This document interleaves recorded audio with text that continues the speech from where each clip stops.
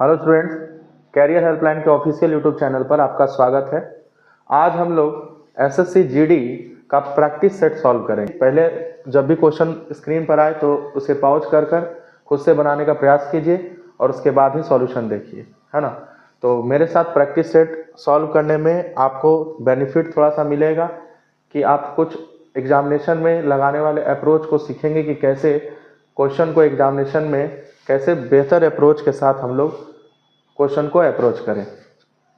तो आइए देखते हैं हम लोग। टोटल जैसा कि आप जानते हैं कि 20 सवाल होता है आपके एसएससी के जीडी एग्जाम में, तो 20 सवाल ही हम लेके आए हैं। तो स्टार्ट करते हैं पहला सवाल से। पहला सवाल कह रहा है कि 400 और 500 के बीच उन संख्याओं का योग क्या है जिन्हें 6, 12 और 16 से विभाजित करने पर कोई शेषफल नहीं बचता है। ठीक है, तो 6, 12 और 16 से विभाजित करने पर कोई शेषफल नहीं बचने का मतलब क्या है कि संख्या पूरी 6, 12 और 16 से कट जानी चाहिए। तो तीनों से कटने का अर्थ क्या है कि तीनों के एलसीएम से कटनी चाहिए। तो हम लोग क्या करेंगे कि पहले 6, 12 और 16 का एलसीएम निकाल लेंगे। तो जैसा कि आप जानते हैं कि 6, 12, 16 का जो लघुत्तम होता है वो 48 होता है। अब जो हम जानते हैं कि 400 और 500 के बीच की संख्या हमको देखनी है। तो 48 तो 6 से भी कट रहा है, 12 से भी कट रहा है और 16 से भी कट रहा है। तो 48 का जो मल्टीपल होगा, जो उसका मल्टीपल होगा वो भी 6, 12, 16 से कटेगा।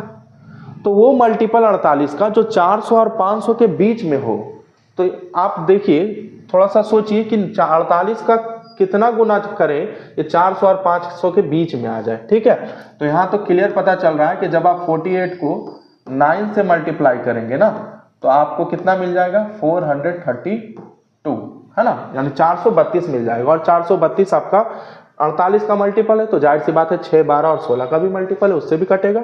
और अगला जो होगा 48 का क्या होगा, 10 टाइम्स, यानी कि 10 गुना होगा, है ना, यानी कि 480 होगा। तो हमको उन दोनों का, अब इसके बाद कोई संख्या नहीं होगा, आगे बढ़िएगा तो 500 से ज्यादा चला जाएगा। तो इसी दोनों का आपको पूछ रहा था, योग पूछ रहा था, तो इसको जोड़ दीजिए। जोड़िएगा तो कितना मिलेगा आपको, 912 मिलेगा, यानी ऑप्शन नंबर डी इस सवाल का उत्तर हो जाएगा। ठीक है, तो चलिए हम लोग नेक्स्ट सवाल की ओर बढ़ते हैं। सवाल आएगा तो आप पहले पॉज करके खुद से करने का कोशिश कीजिएगा। अगला सवाल देखिएगा, ये भी अभी पिछले जीडी का एग्जाम का ही क्वेश्चन है। तो सारे क्वेश्चन एसएससी के एग्जाम में आए हुए ही हैं और जो आपका एग्जाम थोड़ा सा मतलब उसी के बेस पर है कि आपका परीक्षा में जिस तरह से क्वेश्चन पूछा जाता है। तो देखिए इस सवाल को हल करने का प्रयास करेंगे। थोड़ा सा इस तरह के क्वेश्चन को कैसे हम लोग सॉल्व करते हैं, कैसे अप्रोच लेते हैं इस तरह के क्वेश्चन में। तो जब भी इस तरह का क्वेश्चन आपके सामने आए और आप देखें कि नीचे वाले संख्या जो है उनके बीच का अंतर जो हो, जैसे कि यहाँ पर 2 है, उनके बीच का अंतर, यहाँ भी 2 है, आगे भी 2 है, इसी तरह से आप देखेंगे 45 और 47 में भी कितने का अंतर है, 2 का अंतर है। तो जब भी अंतर समान हो और जो अंतर नीचे रहे वही अंतर ऊपर भी हो, ठीक है, तो ऐसे सवाल को आप कुछ नहीं कीजिए। जब भी इस तरह का सवाल होगा तो पहले वाला जो टर्म है आपका 2 टर्म में टूटेगा।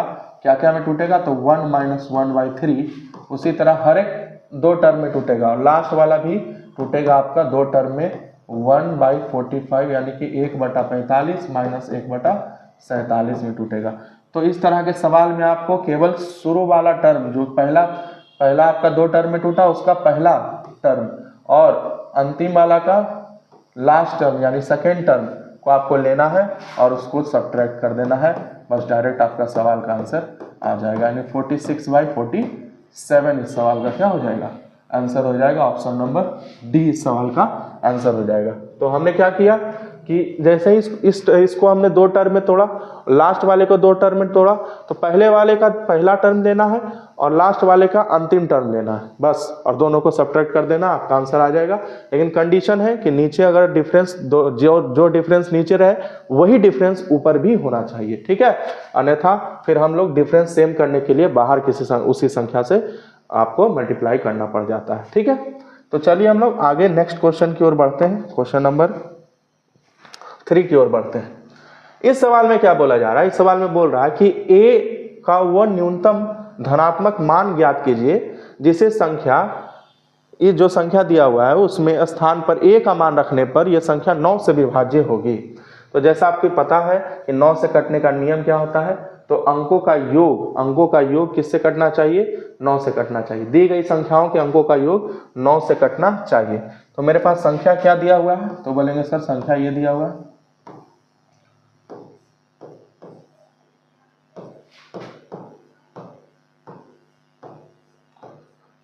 अब यहां पर आपको अंकों का योग देखना है, तो जब भी आपको 9 से कटने का नियम लगाना हो तो वैसी संख्या जो 9 लिखी हो, पहले तो जहां जहां 9 लिखा हुआ उसको हटा दीजिए, या फिर 2 या 2 से अधिक अंक मिलके 9 बना रहे हो तो उसको भी आप हटा दीजिए। जैसे कि यहाँ पर 9 हट गया, 7 और 2 मिलके 9 बनाता है, ये हटा दिए हम। उसके बाद आप देख पाएंगे कि 5 और 4 मिलके 9 बनाएगा, इसको हटा देंगे। उसके बाद 7 और 2 मिलके 9 बनाएगा, इसको हटा देंगे। अब मेरा क्या बच गया, तो बोलेंगे सर 3 बच गया, 8 बच गया और यहाँ पर a बच गया। अगर इन तीनों का योग 9 से कट जाए तो पूरी संख्या किससे कटेगी, 9 से कटेगी। तो हम बोलेंगे सर 8 और 3 कितना होता है, 11 प्लस a और बटा में क्या होगा, 9। अब वो छोटी से छोटी संख्या बताइए जिसको a के जगह पर रखने पर ये जो है 11 में जोड़ने पर 9 से कट जाए। तो आप बोलेंगे सर इस 7 अगर यहाँ पर रख देते हैं हम तो 7 और 11 कितना हो जाएगा, 18 हो जाएगा, और 18 9 से पूरी तरह से डिविजिबल है ना, 2 टाइम्स। तो मेरा आंसर क्या हो जाएगा, 7 इस सवाल का आंसर हो जाएगा। तो चलिए आगे बढ़ते हैं अगले सवाल की ओर। अगला सवाल थोड़ा सा देखिएगा आप लोग, सिंप्लीफिकेशन का क्वेश्चन है, और थोड़ा सा इस सवाल में आप एक करेक्शन कर लीजिएगा। इस सवाल थोड़ा यहाँ पर गलत टाइप हो गया है। यहाँ पर जहाँ आपको डिवाइड का साइन दिख रहा है वहाँ पर आप ऐड का साइन लगा दीजिएगा, ठीक है। तो इस सवाल को कैसे हम लोग अप्रोच करें, आइए देखते हैं। जब भी इस तरह का क्वेश्चन आपके सामने आए तो आप जानते हैं कि डिवाइड आपका जो है वो मल्टीप्लाई में कन्वर्ट हो जाता है, और होता का जब है तो यहाँ पर नीचे वाला पलट के ऊपर चला जाता है और ऊपर वाला नीचे आ जाता है, यानी यहाँ पर 64 आ जाएगा, यहाँ 9 आ जाएगा, ठीक है। इसको आप सॉल्व कर लीजिए, 9 को काटिए 3 से 3 टाइम्स, और इसको काटिएगा 16 टाइम्स, 16 बार कट गया, 7 दूनी 14 हो गया, और 11 का स्क्वायर होता है 121, तो 11 से कट गया, 13 से कट गया 5 बार में 65, और 9 से कट गया 4 बार में 36 कट गया, ठीक है। उसी तरह से यहाँ पर ये डिवाइड का चिन्ह है, ये भी मल्टीप्लाई में बदलेगा तो ऊपर 5 चला जाएगा, नीचे 4 आ जाएगा, तो ये तो कैंसिल नहीं हो रहा है। ये 3 काटेगा 15 को 5 बार में, और 4 काटेगा 16 को 4 बार में। तो बस अब इसको लिख दीजिए आप लोग जो काट के आया है। तो बोलेंगे सर 16 बटा में यहाँ पर 3 आया है, प्लस का चिन्ह है 11, और बटा में क्या आया है, 2 आया है। उसके बाद माइनस का चिन्ह है, इधर 5 आया है, और बटा में कितना है, 4 आया है, ठीक। नीचे में क्या आया है आपका, तो बोलेंगे सर नीचे में अगर मल्टीप्लाई करके लिखें तो 5 है, 4 दूनी 8 है, और प्लस का चिन्ह है, 4 है, और बटा में 5 है। तो बस इसको हल कर देना है, ठीक है। तो बोलेंगे सर ऊपर में अगर हम एलसीएम ले लें तो ऊपर में कितना एलसीएम आएगा, तो बोलेंगे सर 12 आ जाएगा। 3 से डिवाइड करेंगे तो 16 चौका 64, 4 बार में कटेगा, 4 से गुना कर देंगे, प्लस 2 से काटेंगे 6 बार में, 13 6 66 हो गया, माइनस 4 से 3 बार में 15 हो गया, 5 दिया 15, ठीक है। यहाँ एलसीएम आपका 40 आ जाएगा, 5 5 25, 8 चौका 32, 25 यहाँ पर हो गया, और यहाँ पर क्या हो गया 32। बस इसको ऐड कर देना है, ऊपर सब्ट्रैक्ट कर देना है, जोड़िएगा ऊपर तो 130 में से 15 गया, कितना होगा 115, और बटा में 12, और नीचे में कितना हो जाएगा सर, तो नीचे में हो जाएगा 57, और बटा में 40 हो जाएगा। आपको पता है ये यहाँ चला जाता है और यहाँ चला जाता है, पलट जाता है, तो कितना हो जाएगा 115 बटा 12, 40 ऊपर चला गया मेरा, और नीचे आ गया 57, 57। 4 से 3 बार में काट दीजिए, 4 से 10 बार में काट दीजिए, ऊपर आ गया आपका 1150, और नीचे आपका कितना आ जाएगा 171 आ जाएगा, ठीक है। तो यानी ऑप्शन नंबर डी सवाल का क्या हो जाएगा, आंसर हो जाएगा। तो ऐसे सवाल जब भी आपके पास आए ना तो थोड़ा सा आराम से ऐसे सवाल को सॉल्व कर लीजिए, ठीक है। नहीं तो पता चलेगा कि जल्दी में थोड़ा सा भी गलती हो गया तो फिर से आपको पूरा क्वेश्चन को ही फिर से सॉल्व करना पड़ेगा। चलिए तो आगे बढ़ते हैं हम लोग। कराराज अपने पैसे का 10% खर्च करता है, वह शेष राशि का 70% बैंक में जमा करता है। यदि उसके पास 2646 रुपया शेष है तो प्रारंभ में उसके पास कितने पैसे थे। तो देखिएगा जो भी उसके पास होगा पैसा वो अपने आप में 100% होगा, क्योंकि कोई भी चीज़ अपने आप में 100% होता है। तो उसका उसने 10% खर्च कर दिया, तो कोई भी चीज़ 100 यूनिट मान लीजिए आप अगर है, उसका 10% कोई खर्च कर देता है तो उसके पास 90 बच जाएगा, 90 बच गया। अब इस 90 में भी क्या कर रहा है वो 70% बैंक में जमा कर दे रहा है, बैंक में जमा कर दे रहा है, तो बच गया होगा उसके पास 30%। तो बोलेंगे सर 70% कितना होगा, तो बोलेंगे कुछ भी होगा उससे हमको कोई मतलब नहीं है, 30% जो बच गया वो वही यहाँ पर दिया हुआ डाटा 2646 रुपया शेष का बात बोल रहा है, तो हमको इस बैंक में कितना जमा किया इससे मतलब नहीं है। तो बोलेंगे इसका बस 30% निकाल लीजिए, तो कितना आ जाएगा इसका 30%, 27 यूनिट आ जाएगा, 27 यूनिट। और ये 27 यूनिट का मान ही कितना दिया हुआ है 2646। तो आपके पास बोल रहा है कि प्रारंभ में उसके पास कितने थे, तो प्रारंभ में तो 100 था ना भाई, क्योंकि 10% 100 का ही तो खर्च किया तो 90 बचा था। तो बोलेंगे ये 27 कितना का मान है 2646, तो इसके बराबर कर देंगे, नहीं 27 यूनिट का मान 2646 है, तो 1 यूनिट का मान कितना हो जाएगा 2646 बटा में 27। और इसके बाद आपको क्या करना है, आरंभ में पूछ रहा है, प्रारंभ में, तो प्रारंभ में तो 100 यूनिट था, तो 100 से क्या करती है गुना करती। चलिए इसको काट लीजिए, इसको काटिए, तो 9 से काटते हैं 3 टाइम जाएगा, 9 से 2 में 2 बार में 18 हो गया, 9 दूनी 18 और 9 में 81 हो गया और 9 चौका 36 हो गया। अभी फिर जा रहा है 3 से जा रहा है, तो 8 तिया 24 हो गया और आपका उसके बाद 5 और तो 8 तिया 24 हो, 3 से काट दिए, 8 तिया 24, 5 बच गया ना, सॉरी 9 बार में लगा देते हैं डायरेक्ट, 9 तिया 27 लग गया और 8 तिया 24 हो गया, ठीक है। तो 58 गुने 100 कितना हो गया 5800, इस सवाल का आंसर हो गया, ऑप्शन नंबर बी इस सवाल का आंसर हो गया, ठीक है। तो चलिए आगे बढ़ते हैं हम लोग और क्वेश्चन नंबर 8 की ओर बढ़ते हैं। कह रहा है एक कस्बे की आबादी 5% की वार्षिक दर से बढ़ रही है। एक कस्बा है, उसका आबादी हर वर्ष 5% की दर से बढ़ जाती है। इस आधार पर यदि कस्बे की वर्तमान आबादी 16,000 है तो 2 वर्ष बाद इसकी आबादी कितनी होगी। तो जब भी आपके कोई बोले कि 5% के रेट से बढ़ रहा है, बाद बताओ, तो पहले 5% का फ्रैक्शन का मान बताइए कितना होगा, 5% का फ्रैक्शन मान कितना होगा। तो बोलेंगे सर 5% को फ्रैक्शन में बदलेंगे तो 1/20 आएगा, ठीक है। किन्हीं को नहीं आता तो बता दें, 5% के बदले नीचे 100 आ गया, ये 5 से कैंसिल हो जाएगा, कितना बार में 20 बार, तो यानी 1/20।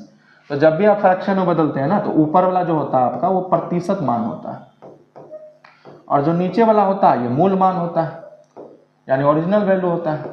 यानी कि आपके पास 20 यूनिट था, उसमें 1 की वृद्धि हुई है, बढ़ गया 1, तो +1, कम जाएगा तो -1, ध्यान रखिएगा इस बात को।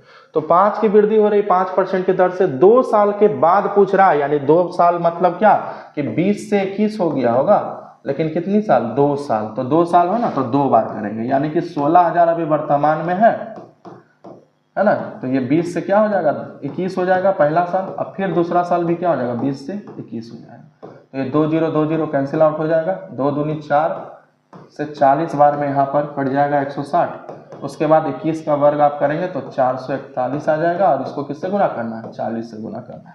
तो 441 को 40 से गुना करिएगा भाई, तो यूनिट डिजिट पर कितना आना चाहिए 0 4, यानी कि लास्ट का 4 0 होना चाहिए, क्योंकि जब 4 से गुना कीजिएगा भाई तो यहाँ 4 आएगा ना, नॉन जीरो टर्म, और नॉन जीरो टर्म वहाँ पर क्या है 4, एक ही को ऑप्शन में है, ऑप्शन नंबर डी सवाल का क्या हो गया आंसर हो गया। बात समझ पा रहे हैं, चलिए आगे बढ़ते हैं हम लोग। अगला कह रहा है कि 1248 की धनराशि को रिधान और बिहान के बीच 2:3 के अनुपात में वितरित किया जाता है। धनराशि में बिहान का हिस्सा क्या है, बिहान का हिसाब से पूछा जा रहा है। तो जब भी इस तरह से 2 व्यक्तियों के बीच में कोई धनराशि बांटी जाए और आपसे किसी एक व्यक्ति का हिस्सा पूछे, तो आपको करना क्या है कि जिसके बारे में पूछे उसका अनुपात ऊपर लिखना है। तो आपको किसके बारे में पूछ रहा है, बिहान के बारे में पूछ रहा है, तो बिहान को कितना मिला, तो रिहान और बिहान, तो ये रिहान का हो गया, ये रिहान का हो गया और बिहान का हो गया, तो बिहान को 3 मिल रहा है, ठीक है। तो जिसके बारे में पूछे उसका अनुपात ऊपर लिखना है और नीचे में क्या करना है, दोनों का योग, 2 व्यक्ति है तो दोनों का योग, 3 व्यक्ति है तो तीनों का योग, तो 2 व्यक्ति है तो दोनों के अनुपात का योग 3 2 5, यानी कि इसको 3 मिल रहा है कितना में 5 में, है ना, और गुना टोटल कर देना है कि टोटल कितना था, तो टोटल था 1248। अब 5 से इसको काट दीजिए, 5 से 2 बार में कटेगा, तो 4 बार में कट गया और ये 9 × 5 = 45 हो गया और उसके बाद 3 बचेगा, तो यहाँ पर 6 × 5 = 30 हो गया। अब कहेंगे सर इसको गुना करें पूरा, तो बोलेंगे नहीं, हम देख रहे हैं कि जो ऑप्शन है उसमें यूनिट डिजिट सबका अलग है, तो जब आप 6 को 3 से गुना कीजिएगा तो 8 आएगा इकाई स्थान पर, तो एक ही ऑप्शन है जिसके का स्थान पर 8 है, नॉन जीरो टर्म 8 है, तो मेरा ऑप्शन नंबर सी इस सवाल का क्या हो जाएगा, आंसर हो जाएगा। तो चलिए आगे बढ़ते हैं हम लोग। अगला कह रहा है कि एक धनराशि को पी, क्यू और आर में बांटा जाता है, किस अनुपात में बांटा जाता है, तो 7, 9 और 4 के अनुपात में बांटा जाना।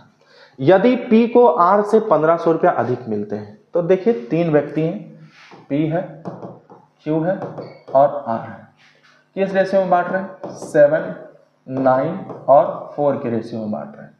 अब कह क्या रहा है कि यदि P को R से 1500 रुपया अधिक मिल रहा है, तो आप देखिए आप P है, R है, यहाँ पर अनुपात में इसको कितना ज्यादा मिल रहा है, दिख रहा है ना, यहाँ 7 है, ये 4 है, तो आप बोलेंगे सर 3 यूनिट ज्यादा मिल रहा है, और रुपया में बोल रहा है 1500 ज्यादा मिल रहा है, तो इसी 3 का मान कितना हो गया, 1500 हो गया। एक का मान कितना हो गया, 500, और आपसे पूछ रहा है कि P और Q के हिस्सों के बीच का अंतर, तो P और Q के हिस्सों के बीच का कितना का अंतर है, तो बोलेंगे 2 यूनिट का, तो एक का मान 500 तो 2 का मान 1000 हो गया। ठीक है, तो इस सवाल का उत्तर क्या हो गया, 1000, यानी ऑप्शन नंबर ए इस सवाल का क्या हो गया, आंसर हो गया। चलिए आगे बढ़िए, आगे बढ़िए, अगला सवाल देखते हैं हम लोग। कह रहा है यदि 60 कुर्सियां को 24,560 में खरीदा जाता है, तो 20% का लाभ अर्जित करने के लिए 24,560 में ही कितनी कुर्सियां बेची जानी चाहिए। देखिए जितना में खरीदा उतना में ही बेचने की बात कर रहा है, लेकिन लाभ भी अर्जित होगा। तो ऐसा कब होगा, जब आपका जो है पहले जितना कुर्सी आप लिए थे उतना ही कुर्सी दे दीजिएगा तो होगा, कभी नहीं होगा, क्योंकि जितना में आप खरीद रहे हो उतना में ही बेच रहे हैं, तो लाभ भी चाहिए, तो वैसे स्थिति में आपको सामान ही कम देना पड़ेगा। ठीक है, तो ऐसे सवाल को कैसे बनाते हैं, तो जब भी इस तरह का उतना ही दाम में बेचने वाला सवाल हो तो आप डाटा पर ध्यान नहीं दीजिए, आप सीधे मान लीजिए कि 60 कुर्सी का दाम 1 रुपया है, तो एक कुर्सी का दाम कितना हो जाएगा, 1/60 हो जाएगा। अब इसको 20% लाभ कमाना चाहते हैं, यानी 120 में बेचना चाहते हैं 100 का चीज, है ना, 120/100, बस इसको काट दीजिए, इसको डायरेक्ट काट दीजिए, 2 बार में कट जाएगा, 2 से ही कट जाएगा 50 बार में, तो 1/50, यानी कि 50 आपको कुर्सी देना पड़ेगा अगर आपको 20% प्रॉफिट कमाना है, यानी ऑप्शन नंबर सी इस सवाल का क्या हो गया, आंसर हो गया। ठीक है, अच्छा लग रहा है आपको। तो क्वेश्चन सब इसी तरह का लेवल का एग्जाम आपके एग्जाम में क्वेश्चन आने वाला है। अगला कह रहा है कि एक व्यापारी 15,000 रुपये प्रति मशीन की दर से 2 मशीनें बेचता है, एक मशीन पर उसे 20% का लाभ होता है और दूसरी पर उसे 40% की क्या हो जाती है, हानि हो जाती है। तो बोल रहा है पूरे लेन देन में लाभ या हानि प्रतिशत ज्ञात करना है। ठीक है, पूरे लेन देन में कितना लाभ या हानि प्रतिशत हुआ। तो इस तरह का सवाल जब भी आपके सामने आए, देखिए प्रतिशत का जो होता है ना, अब आप लोग देखिएगा कि बहुत सारा ऐसा सवाल होता है कि जिसको आप बिना डाटा का इस्तेमाल किए हुए बना सकते हैं, क्योंकि प्रतिशत के सवाल में अगर आपको प्रतिशत में ही कोई वैल्यू पूछा जा रहा है, तो वैसे मैक्सिमम सवाल में जो है आपको डाटा का इस्तेमाल नहीं करना होता है, क्योंकि जब आप डाटा का इस्तेमाल करेंगे तो फिर अपना बस आप कैलकुलेशन को बढ़ा देंगे, है ना। तो ऐसे सवाल को होशियारी से बनाया जाता है और रेशियो का इस्तेमाल करके ऐसे सवाल को डील किया जाता है। तो यहाँ पर आप देख पा रहे हैं कि 2 सामान है, 2 मशीन है और दोनों का विक्रय मूल्य समान है, तो बस मेरा फोकस रहेगा विक्रय मूल्य को समान करने पर। तो एक को 20% के लाभ पर बेचा जाता है, तो जब भी 20% पर लाभ पर बेचा जा रहा है, अभी हम आपको सिखाएं कि इसका अगर फ्रैक्शन में बदले तो कितना होगा, 20% मतलब 1/5, और जब भी लाभ की बात हो ना तो प्लस होगा, यानी 5 का सामान में 1 का लाभ हो रहा है, यानी 5 का सामान यानी CP 5 है ना किसी चीज का, तो उसको बेचा कितना में जा रहा है, तो उसको बेचा जा रहा है 1 का लाभ लेके, यानी 6 में बेचा जा रहा है। ठीक है, 5 का सामान कितना में बेचा जा रहा है, 6 में बेचा जा रहा है। वही दूसरी ओर पढ़िएगा तो लिखा हुआ है कि 40% की हानि होती है दूसरे सामान पर, तो 40% का अगर आप बदलिएगा इसको फ्रैक्शन में तो बोलेंगे सर 40% मतलब कितना हो जाएगा, तो बोलेंगे सर 2/5 हो जाएगा। ठीक है, यानी हानि हो रही है तो माइनस कर देंगे, यानी 5 में 2 की हानि हो रही है, यानी 5 का सामान कितना में बिक रहा होगा, 3 में बिक रहा होगा। ठीक है, लेकिन भैया दोनों का SP सेम है, सेलिंग प्राइस सेम है, तो बस आप यहाँ पर केवल क्या कीजिए, SP को सेम कर दीजिए। SP सेम करने कैसे होगा, यहाँ 6 है यहाँ 3 है, तो 3 को तो 6 बना सकते हैं ना सेम करने के लिए, कैसे, तो 2 से गुना करके, तो यहाँ 5 दूनी 10 हो जाएगा, 3 दूनी क्या हो जाएगा, 6 हो जाएगा। तो ये रेशियो आपका 10 और 6 का आ जाएगा। ठीक है, तो उसके बाद बस आप कर दीजिए सॉल्व। यहाँ पर CP आपका दोनों का मिला के कितना हो जाएगा, 10 5 15 और यहाँ 6 6 12, आप देख पा रहे हैं कि आपका सीपी जो है बड़ा है एसपी से, इसका मतलब है कि लॉस हुआ है। कितने का लॉस हुआ है? 3 यूनिट का लॉस हुआ है। कितने पर हुआ है? 15 पर हुआ है। 3/15 मतलब 1/5, और 1/5 मतलब होता है 20% का लॉस हुआ है, यानी ऑप्शन नंबर बी सवाल का क्या हो जाएगा? आंसर हो जाएगा। ठीक है, 1/5 मतलब 20%। चलिए आगे बढ़िए। चलिए अगला सवाल देखिए क्या कह रहा है। कह रहा है 2 दर्जन केले का क्रय मूल्य 30 रुपया, यानी 2 दर्जन केला का मतलब क्या? 24 केला जो है कोई व्यक्ति 24 बनाना कोई व्यक्ति कितना में ला रहा है? 30 रुपये में ला रहा है। ठीक है, उसके बाद वो क्या करता है कि 15 केला को बेच देता है 12 रुपये प्रति दर्जन के हिसाब से। तो 15 केला कितना में बेचा है भाई?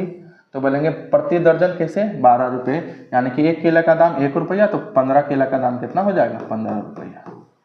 उसी तरह से बोल क्या रहा है कि अगर बाकी जो बच गया, बाकी कितना बच गया? तो 24 में से 15 गया, 9 केला बच गया, उसको बेचा है कैसे? 5 रुपये प्रति दर्जन। तो 1 केला का दाम कितना हो गया? 5/12। ठीक है, तो कितना बेचा है? टोटल 9 केला। 3 से काट दिए 4 बार में, 3 से काट दिए 3 बार में, टोटल आ गया 15/4। ठीक है, तो ये आपका टोटल हो गया एसपी और ये था सीपी। ठीक है, तो आपको यहाँ पर दिख रहा है कि लॉस हो रहा है। इसको आप चाहें तो दशमलव में भी बदल सकते हैं, तो 3.75 आ जाएगा इसका। ठीक है, आप देख पाएंगे कि आपका सीपी कितना था? 30। एसपी कितना है? तो 15 और 3 जोड़िएगा तो कितना? 18.75 आएगा। ठीक है, तो आपको लॉस कितने का हो रहा है? तो 11.25 का लॉस हो रहा है। कितना पर हो रहा है? 30 पर हो रहा है। कितना परसेंट? तो 100 से गुना कर देंगे, दशमलव हटाएंगे, ये 2 जीरो खत्म हो जाएंगे। 3 से भाग लगाइएगा तो 3 से भाग लगाइएगा, 30 से मेरा मतलब है 30 से भाग लगाइएगा तो पहले 3 से ही डायरेक्ट लगा दीजिए, बाद में 1 अंक के बाद दशमलव लगा दीजिएगा, तो 3 3 9 हो जाएगा।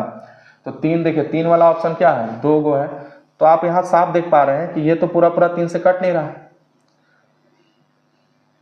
या 3 से तो कट जाएगा ना, ये पूरा कट जाएगा, तो काट ही देते हैं 3 से पूरा। 3 से काटिए, इसको 10 बार में काट दीजिए, 3 से काटिए, 3 3 9 काट दीजिए, 7 21, 5 15, तो यहाँ पर 37/10 यानी कि 37.5 इस सवाल का क्या हो जाएगा? आंसर हो जाएगा। चलिए आगे बढ़िए। ठीक है, केवल कैलकुलेशन था इस सवाल में और कुछ नहीं था। आगे क्वेश्चन की ओर बढ़ते हैं। करा एक व्यापारी एक वस्तु को 20% लाभ पर बेचता है, यदि वह इसे क्रय मूल्य के आधे दाम पर खरीदता और इसे पहले वाले विक्रय मूल्य पर ही बेचता तो लाभ प्रतिशत क्या होगा? ठीक है, तो चलिए यहां पर हम लोग क्या कर रहे हैं कि बोल रहा है कि 20% के लाभ पर बेचता है। इसका मतलब है भैया कि कोई भी चीज अपने आप में जो है ना 100% होता है, यानी कि 100 में कोई लाया 20% के लाभ पर बेच दिया, यानी 120 में बेच दिया। अब बोल रहा है यदि उसे आधे दाम पर खरीदता, तो 100 में खरीदा था पहले, आधे दाम में खरीदता यानी 50 में ही खरीदता, और उसको जितना में बेचा था ना उतना में ही बेचता, पहले वाले में यानी 120 में ही बेचता। तो आपसे पूछ रहा है कि लाभ कितना होता है, तो देख लो भाई कितना का लाभ हो रहा है, तो बोलेंगे सर 70 का लाभ हो रहा है। 70 का लाभ कितना पर हो रहा है? लाभ हमेशा किस पर होता है? सीपी पर होता है। हानि भी किस पर होता है? सीपी पर होता है। तो बटा में 50 और गुने 100 कर दिए, 50 से काटेंगे 2 बार में, टोटल कितना आ जाएगा? 140% का इसको क्या हो रहा है? अगला सवाल कह रहा है कि एक घनाभ की लंबाई और चौड़ाई का योग 4 दिया हुआ है। लंबाई चौड़ाई की 3 गुनी है, यदि घनाभ की ऊंचाई उसकी लंबाई और चौड़ाई के योग की आधी है तो घनाभ का कुल पृष्ठ क्षेत्रफल कितना होगा? कुल पृष्ठ क्षेत्रफल मतलब टीएस है, टोटल सरफेस एरिया। ठीक है, और उसके बाद यहाँ पर बात हो रहा है क्यूबॉइड का, ये भी ध्यान रखिएगा, घनाभ मतलब क्यूबॉइड होता है। ठीक है, चलिए तो हम बात कर रहे हैं लंबाई चौड़ाई मतलब लेंथ ब्रेथ। लेंथ ब्रेथ का जो योग है कितना है? 4 है। उसके बाद क्या कहा गया ना कि लंबाई चौड़ाई की 3 गुनी है, तो लंबाई 3 गुनी हो गई किसकी? चौड़ाई की। तो अगर इसको 1 यूनिट मान लेंगे तो ये 3 गुना हो जाएगा, रेशियो आ गया मेरा। तो यहाँ से हम बोलेंगे 3 1 4 का मान 4 दिया हुआ है, तो 1 का मान 1 हो गया, तो यानी लंबाई हम कह सकते हैं कि 3 सेंटीमीटर ही है और चौड़ाई कितना है? 1 सेंटीमीटर ही है। तो अब आप इसके बाद क्या कह रहा है ना, यदि घनाभ की ऊंचाई उसकी लंबाई और चौड़ाई की योग की आधी है, तो योग तो भाई 4 था, 4 सेंटीमीटर, इसका आधा है ऊंचाई, यानी कि 4 का आधा कितना होगा? 2 सेंटीमीटर। तो तीनों निकल ही गया। तो आपसे पूछ रहा है कुल पृष्ठ क्षेत्रफल क्या होगा? तो कुल पृष्ठ क्षेत्रफल का फॉर्मूला आप जानते हैं, 2 × LB + BH + LH, यही होता है। तो बस लगा दीजिए 2 × LB, L और B को गुना कीजिएगा तो 3 एकम 3 हो गया, BH 1 को 2 से गुना किया 2 एकम 2 हो गया, और 2 तिया 6 हो गया, तो 6 2 8 3 11 दूनी कितना हो गया 22 सेंटीमीटर स्क्वायर इसका आंसर हो जाएगा, ऑप्शन नंबर बी। चलिए आगे बढ़ते हैं हम लोग। तो धारा की चाल 4 किलोमीटर प्रति घंटा थी, नाव की चाल 11 किलोमीटर प्रति घंटा। आप दोनों जा रहे हो ना, आप दोनों साथ ही साथ जा रहे हो, तो जब धारा का प्रतिकूल मतलब अभी हमने बताया, प्रतिकूल मतलब क्या होता है, प्रतिकूल का मतलब होता है along with the current, along with the current मतलब क्या है, against the current, against the current मतलब क्या होगा अपस्ट्रीम, ठीक है। उसके बाद अनुकूल का मतलब होगा डाउन स्ट्रीम, यानी कि along with the current हो गया against the current। तो अब जैसा कि आपको हम बता दें कि धारा मान लिया जाए, धारा अगर धारा बह रही है, धारा का दिशा ये है, इस दिशा में धारा बह रही है, ठीक है। और भैया आप एक नाव लेके इसमें चल रहे हैं बड़े आराम से, तो जैसे ही नाव लेके आप चलिएगा, नाव आप भी जाना चाह रहे हैं इधर और धारा भी इधर ही जा रही है, तो वैसी स्थिति में अगर नाव का चाल x है और धारा का चाल y है, तो along with the current में, यानी इसको हम डाउन स्ट्रीम कहते हैं, तो यानी कि जिसमें अनुकूल बोला जाता है, ऐसे स्थिति में आपका स्पीड और नाव का स्पीड दोनों जुड़ जाएगा, यानी आप दोनों जोड़ के गति से जाओगे, है ना, ज़्यादा गति से जाओगे। लेकिन वही दूसरा कंडीशन अगर है कि जो है आपका नाव जो है, इस तरह से आपका नाव जो है, आप जाना चाहते हैं भाई साहब इधर और धारा बह रही है इधर बह रही है, तो आप इधर जाना चाह रहे हैं, धारा इधर बह रही है, तो आपको ये अपोज करेगी, तो कहीं ना कहीं आपका स्पीड क्या हो जाता है, धारा का स्पीड आपके स्पीड में घट जाता है। तो इसी को हम लोग कहते हैं अप स्ट्रीम, है ना, और इसको हम लोग कहते हैं डाउन स्ट्रीम, ठीक है। तो ध्यान रखिएगा इस पर, बस इसी से सवाल बन जाएगा। तो कह रहा है कि 21 किलोमीटर कैसे जाना है, प्रतिकूल जाना है, यानी धारा के अगेंस्ट जाना है, यानी 21 जाना है आपको धारा के अगेंस्ट। तो धारा की अगेंस्ट जाएंगे तो क्या होगा, नाव के चाल में धारा का चाल घट जाएगा, यानी 11 में से 4 चला जाएगा, 11 में से 4 जाएगा तो कितना बचेगा 7 किलोमीटर प्रति घंटा, यानी 7 से डिवाइड करेंगे। प्लस 45 किलोमीटर आपको कैसे जाना है, तो धारा के अनुकूल जाना है। अनुकूल मतलब क्या, 11 + 4 कितना होगा 15, तो 15 से डिवाइड करेंगे, तो 15 × 45, 7 × 21, तो 3 घंटा यहाँ 3 घंटा यहाँ, तो टोटल कितना लग जाएगा 6 घंटा लग जाएगा, है ना। तो ऑप्शन नंबर बी इस सवाल का क्या हो जाएगा, आंसर हो जाएगा। चलिए भाई साहब आगे बढ़ते हैं हम लोग, ठीक है। तो अगला जो सवाल है, अगला सवाल देखिएगा क्या कह रहा है।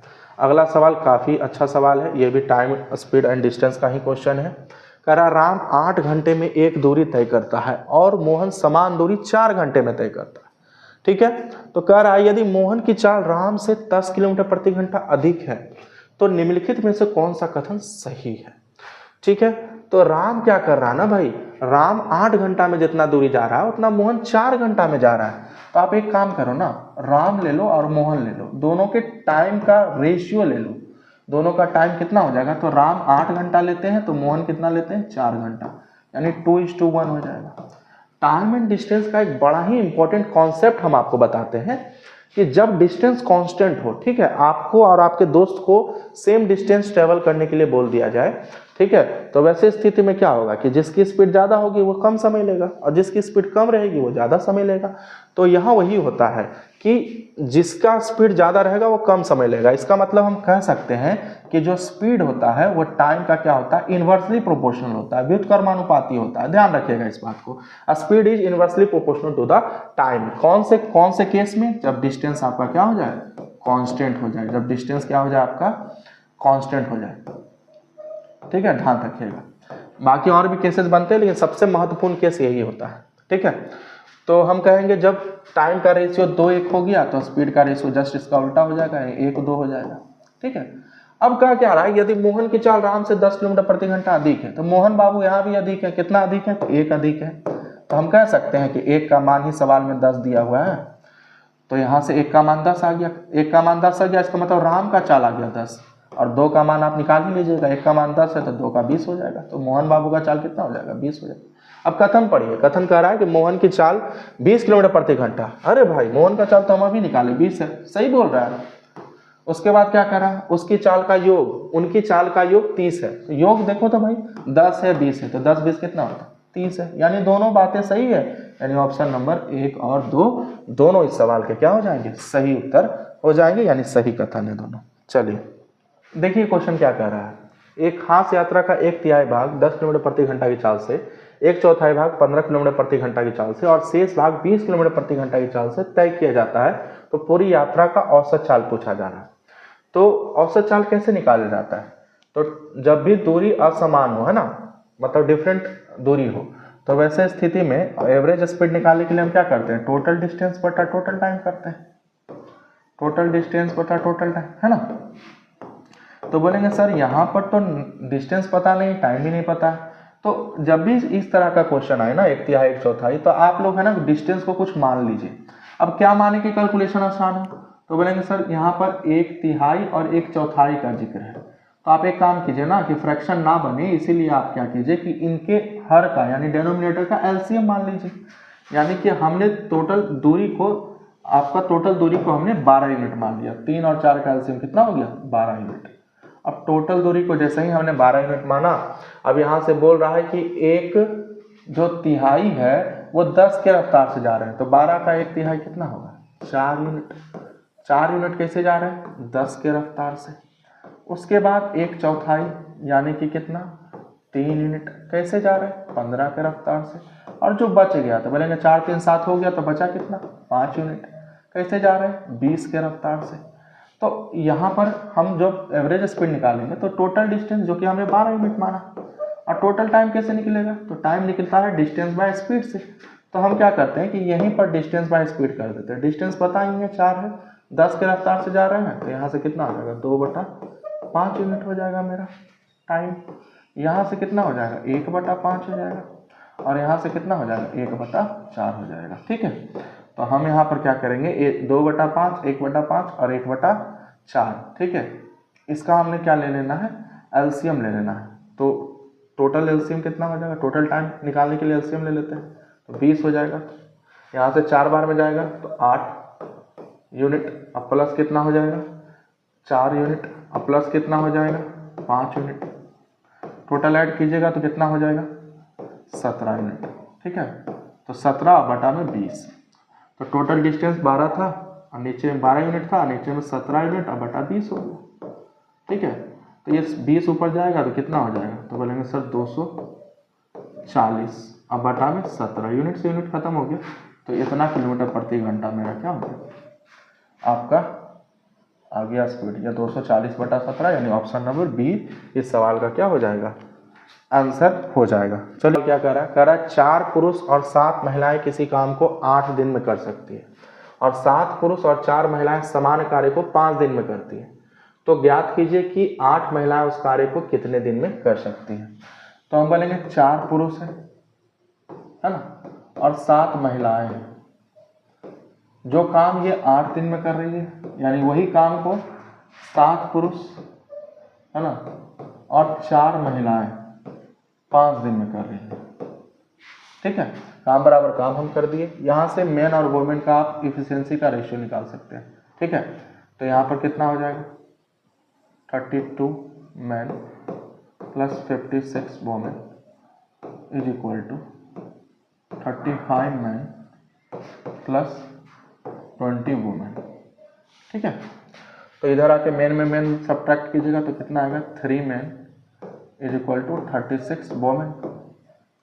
तो एक मैन बराबर कितना हो जाएगा? तो आप बोलेंगे 12 वुमेन हो जाएगा। तो एक आदमी बराबर 12 औरतें हो गई। तो यहाँ से आपसे 8 महिला यानी 8 औरत के बारे में पूछ रहा है, तो बोलेंगे कि यहाँ से कोई भी एक में आप पुरुष को महिला में बदल दीजिए। तो 4 पुरुष और 7 महिला है, तो एक महिला पुरुष बराबर 4 महिला 12 महिला, तो 4 पुरुष बराबर 48 महिला, और फिर 7 महिला और ऐड कर दीजिए, और ये सब मिलके कितने दिन में काम को कर देंगे? 8 दिन में। तो 48 और के साथ कितने होंगे? 55 महिला। 55 महिला किसी काम को 8 दिन में करती है। तो 8 महिला कितने दिन में करेगी? 8 महिला, तो 55 महिला 8 दिन में, तो 8 महिला 55 दिन में। ठीक है, उल्टा हो जाता है। 55 महिला 8 दिन में, तो 8 महिला 55 दिन में। 55 इस सवाल का क्या हो जाएगा आंसर? चलिए आगे बढ़िए। अगला सवाल कह रहा है एक कार्य को 8 लड़के 48 दिन में पूरा कर सकते हैं। यदि 2 लड़के 24 दिन कार्य करने के बाद चले जाते हैं तो शेष कार्य पूरा करने में कितने दिन का समय लगेगा? देखिए, जब भी इस तरह का सवाल हो ना आपके सामने, तो आप याद रखिएगा दिन में दिन हमेशा घटेगा। आदमी आएगा तो जुड़ेगा, आदमी जाएगा तो घटेगा। तो कह रहा 8 लड़के 48 दिन में करते हैं, लेकिन कितना दिन बीत गया? 24 दिन बीत गया। तो 48 में से 24 माइनस कर दिए, दिन में दिन हमेशा घटेगा। और आदमी फिर चला गया तो आदमी में आदमी घट जाएगा, 8 में 2 गया कितना बचा 6, 48 में 24 जाएगा तो 24 बचेगा, 6 से कट जाएगा 4 बार में, तो 8 चौक क्या हो जाएगा 32, यानी 32 दिन में कर देगा। ठीक है, इस सवाल का आंसर 32 हो जाएगा, 32। चलिए आगे बढ़िए।